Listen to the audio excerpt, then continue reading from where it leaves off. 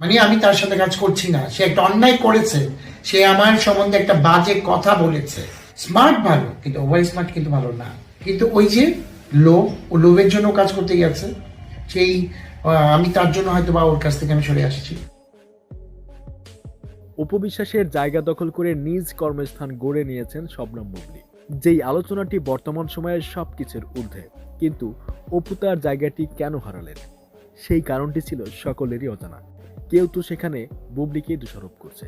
এমনটাও বলা হচ্ছে যে কোনো একটা কৌশল ব্যবহার করে বারিশা এবং গৌতম সাহাকে নিজের হাতের মুঠোয় নিয়ে এসেছেন বুবলি।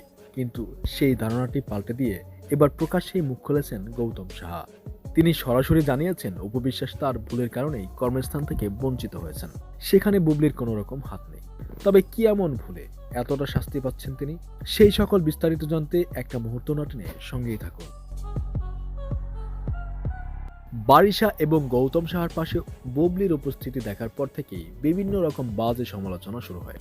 জানিয়ে দীর্ঘদিন চুপ করেছিলেন বারিশা হক এবং গৌতম সাহা। তবে এবার ঠিকই কিছু তথ্য শেয়ার করেছেন একটা সময়ের গর্ব করে বলা অপু বিশ্বাসের ভাই গৌতম সাহা। তিনি বলেন, অপু যার সাথেই কাজ করতো না কেন তার পারমিশন নিয়েই করত।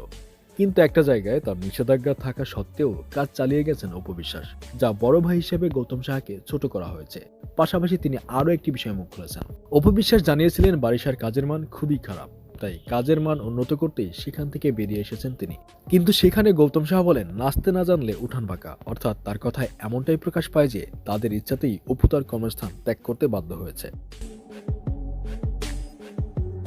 অপরদিকে সেই একই সময়ে গৌতম সাহা আরো বলেন, তিনি এখন মুক্ত পাখি, চাইলে যে কাউকে নিয়ে তিনি কাজ করতে পারবেন। কিন্তু অপুকে নিয়ে কাজ করার সময় এভাবে মুক্তভাবে ডানা মেলে কাজ করার সুযোগ তিনি পাননি। তাই কাজের দিক থেকে বুবলির প্রতি কিছুটা হলেও বেশি স্যাটিসফাইড গৌতম সাহা।